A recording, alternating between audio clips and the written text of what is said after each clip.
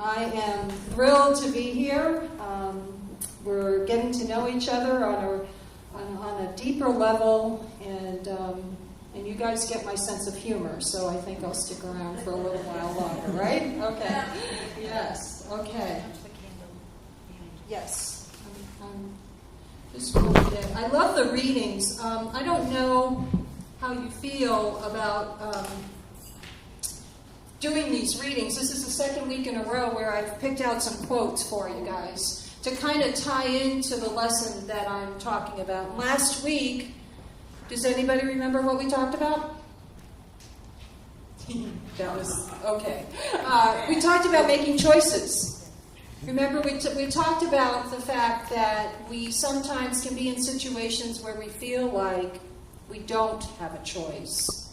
But we always have a choice. We have a choice in the attitude we bring to a situation. We have a choice in taking path A or path B. We talked about the fact that if I choose A, and A doesn't work out well, my mind automatically determines that B would have been better. And we concluded last week that that's not necessarily true. That B might have even been worse. Right? So when I'm up against these situations now, what I have decided to do is, if A doesn't work out, I'll go, at least I picked the best path possible in that moment. Okay? So, that's what we did last week. And today we focused on unity principle number 3, which is about creating our experiences by our activity of thinking. And that's directly ties into choices, yes? Yeah. And then today's lesson is on focus. What am I focusing on? What should I be focusing on? What do I think I should be focusing on? I try to eliminate that word should. I've shared that with you before. Should is a dangerous word, right? And it just, it's just begging for guilt to show up if I use the word should. So we kind of eliminate that. If I want to do something, I will do it. And if I think it's a good idea, I can choose to do it. Yes. But the focus now, the focus in my life, what am I going to choose to focus on? We are surrounded by the appearance of negativity everywhere we turn. Newspapers, TV, social media, it's everywhere. But if you look, you will also see good. I went to the movies yesterday. I have to tell you about this. This was wild. I went to the movies yesterday, and I was checking in. I was buying my ticket, and I was getting a snack. You can't go to the movies without a snack, right? Just do it. Okay. So there were 2 people helping me, and the young man said something about a politician. And he was very upset about the state of affairs, and I don't know why people are drawn to me to tell me about this stuff. I certainly didn't start a conversation with, so listen, who do you think should be elected? I didn't do that. But he was telling me this, and I looked at him and I said, maybe there's another way to look at this. Maybe we can look at this, maybe this had to happen. Maybe things had to unfold this way in order for us to see what really is there. Because I can't focus on healing anything if I don't know it needs to be healed in the first place. And we're getting to see things nowadays that are not pleasant to look at. In fact, they're pretty upsetting for a lot of people. However, now we know it's there. And if we know it's there, then we can shine our light for other people to see a little bit more often. Right? I bring that up because that's my focus. My focus is wherever, whenever, how can I share this unity message without telling them, hey, I'm a unity minister, or I'm in ministerial school, I'm going to be a unity minister, and this is what I do for a living. I don't need to do that. I don't want people to feel like they're being hit over the head with a sledgehammer. I just want to share. Right? I think we can all do that, and we all do that in our own way. right? Yep. Okay. So, unity principle number 3, we said, I am free and unlimited, the creator of my experiences. Did you hear that enthusiasm when we all said it together? You didn't? Think about those words for just a minute, though. What does it really feel like to be free and unlimited? Wow. Jane says, wow. Yeah, she's right. It does. It does feel wow. You don't have to go to school anymore. You don't have to what? You don't have to go to school anymore. You don't have to go to school anymore, yeah. 3 more years for me, Mike, and then I'll be there. Here's the thing. If I'm paying attention to the affirmations that I'm using, I can't help but feel wow when I'm saying them. Am I there all the time? No. I'm not always in that consciousness. I have to remind myself. I have to have you remind me and things like that. But when I come here on a Sunday morning, we say something like, I am free and unlimited. That's huge. It's huge. And I'll confess that there are some days when I say those affirmations to myself and I don't always buy it. Or feel it. Or feel it. Yeah. Does that change its truth? No. See, that's the thing. If I remember that it doesn't change, that is true whether I feel it or not, whether I buy into it or not, it's still there. It's still true. It's still happening. And I'm still going to blossom, and I'm still going to grow, and I'm always going to be this way, I hope. You know? Daily Word tied right into it, didn't it? Centered in truth, my spiritual potential is unlimited. There's that word again. There are no limits because we have this access to divine source. And divine source provides what? Divine ideas. What I do with those divine ideas is up to me. That's where your choice comes in, and that's where the focus comes in. What am I going to focus on today? So in my case, in my example, my focus is to be genuine and authentic with each and every person I meet, whether it is the ticket taker at the movie theater, or if it's you, or if it's my coworkers at my weekday job. It's to be genuine and authentic. I spent too many years pretending. I don't want to do that anymore. So that's my focus right now.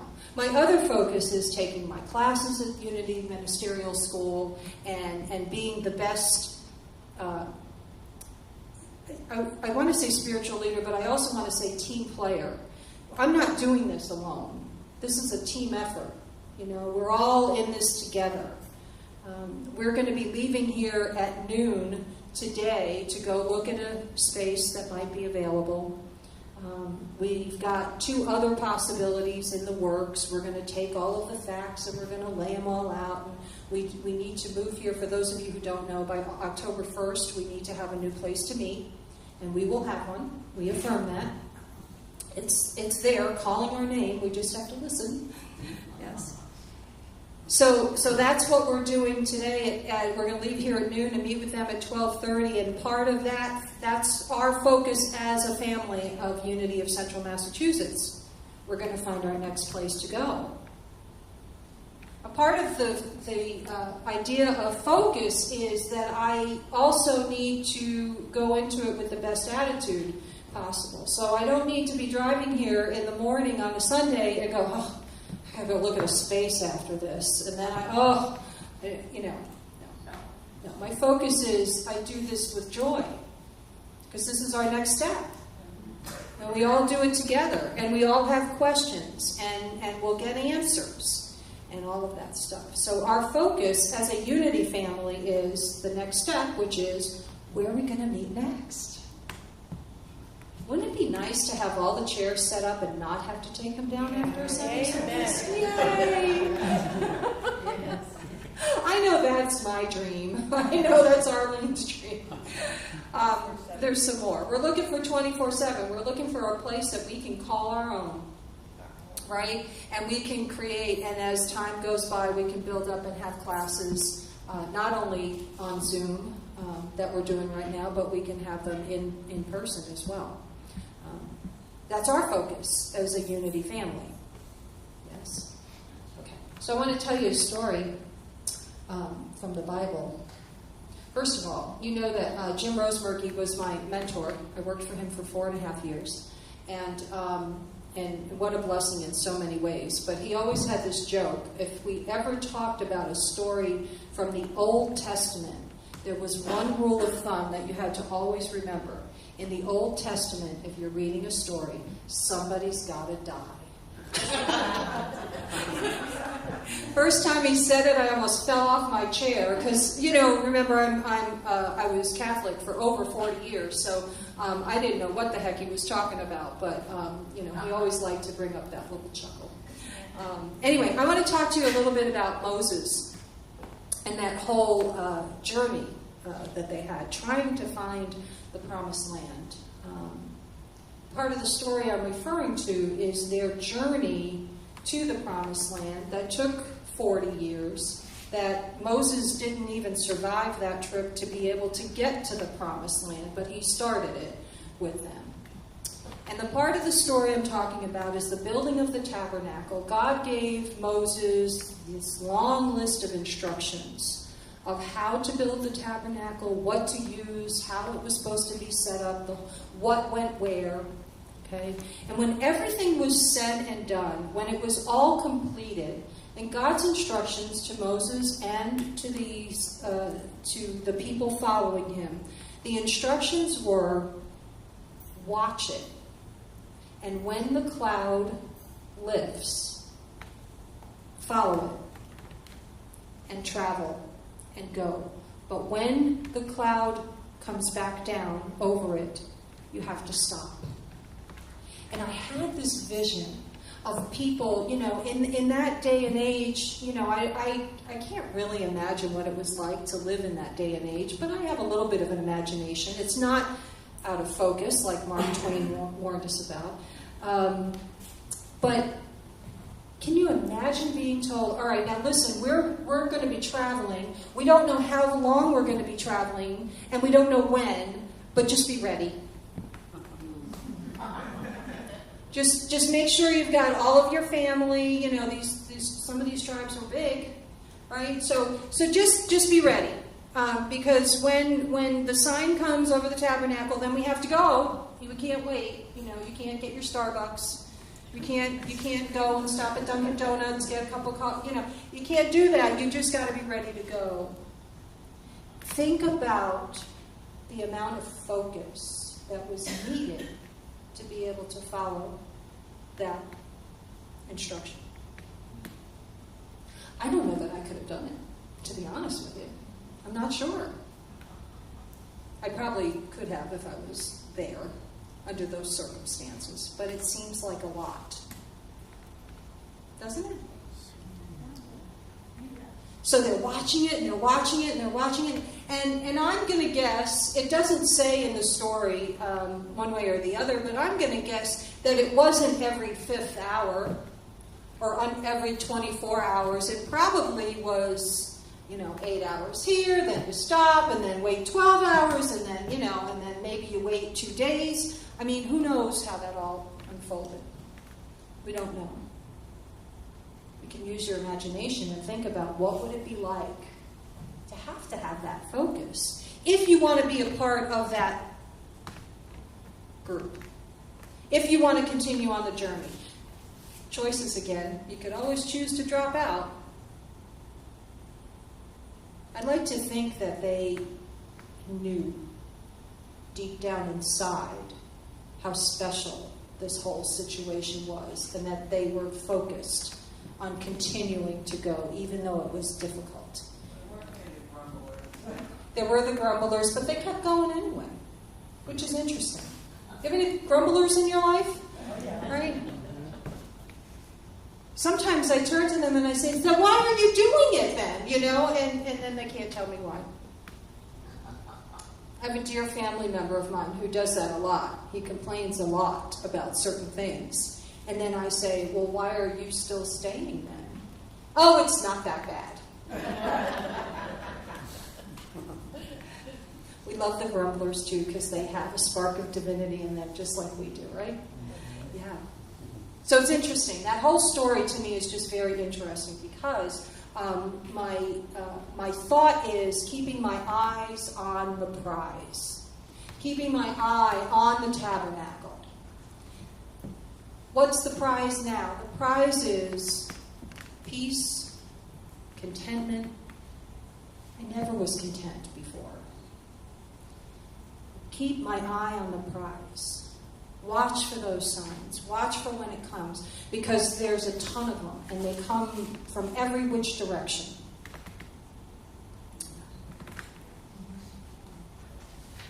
Moses in the tabernacle. How many of you know Serena Williams, famous tennis player, yes? Yeah. I don't focus on what I'm up against, I focus on my goals and ignore the rest.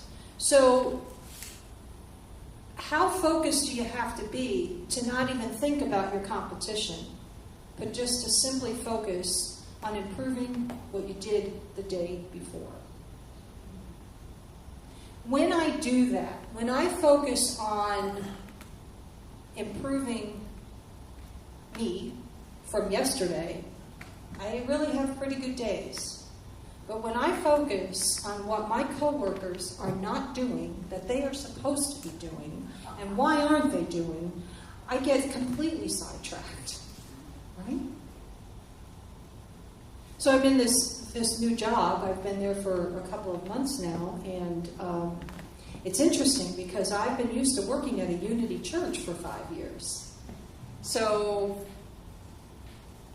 there are people at Unity churches, but I was on my own in the office, and then there was a senior minister, and that was it. And then Jim retired, so I was on my own for 9 months. And then the new minister came. So very few interactions coworker-wise, right? And I'm in an office now where there's gossip and there's, oh, she didn't do this, and she was supposed to do that, and she left early. Oh,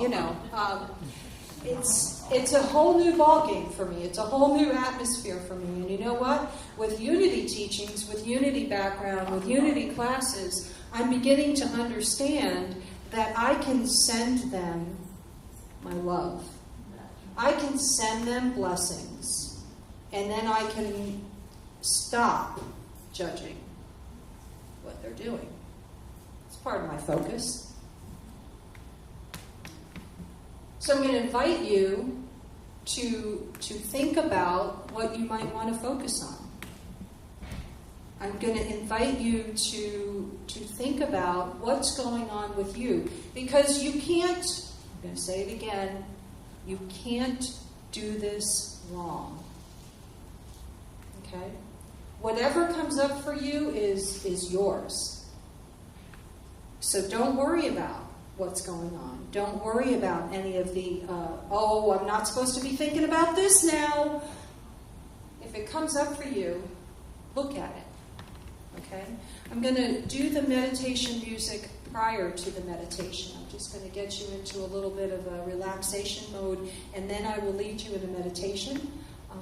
So just get comfortable in your chairs. Jane, will you get the lights for me, please? This is kind of fun, being the speaker and the music person at the same time.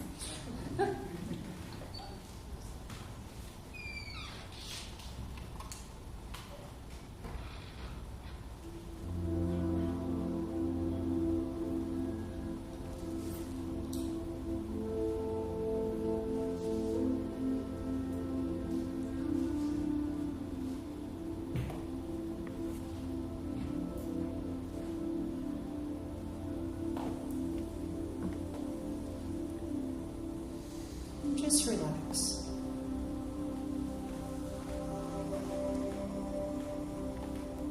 Take a couple of deep breaths.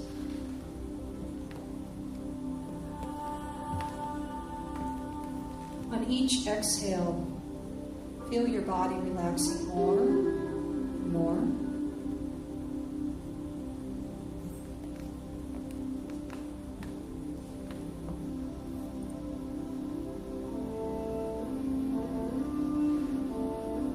We're going to look at focus.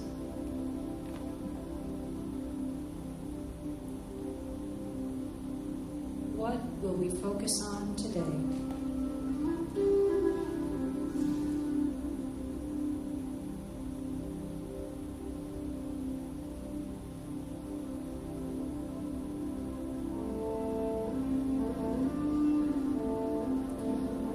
I may decide to focus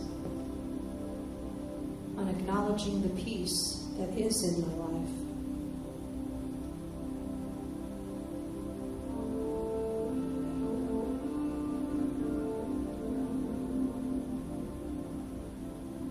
I may choose to focus on goals in my professional life.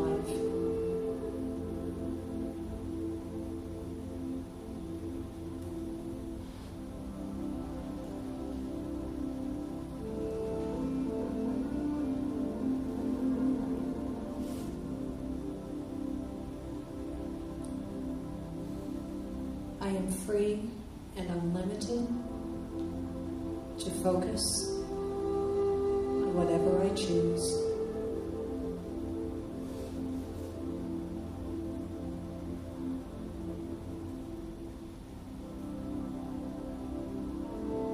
I am free and unlimited.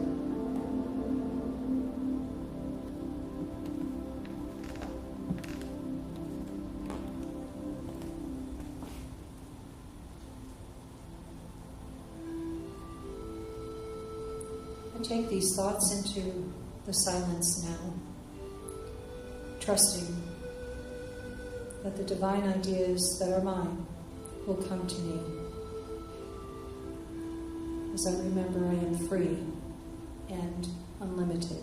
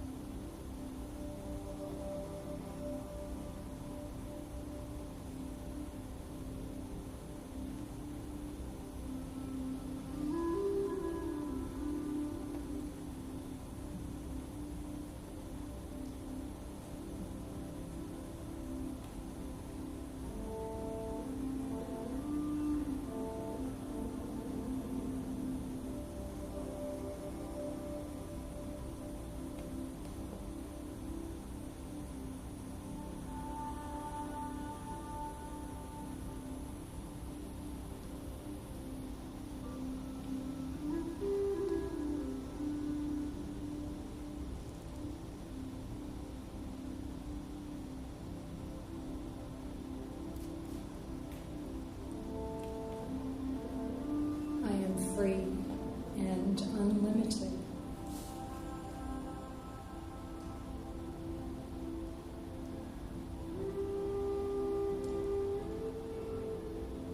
The excitement that comes from this realization is almost overwhelming.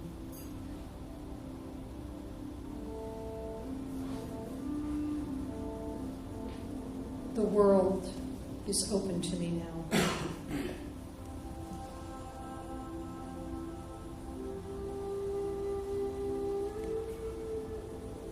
I feel nothing but gratitude and love for this realization.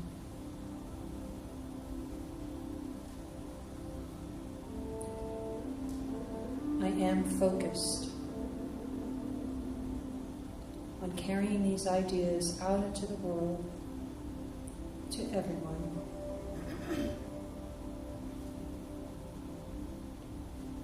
I lead by example because I am free and unlimited.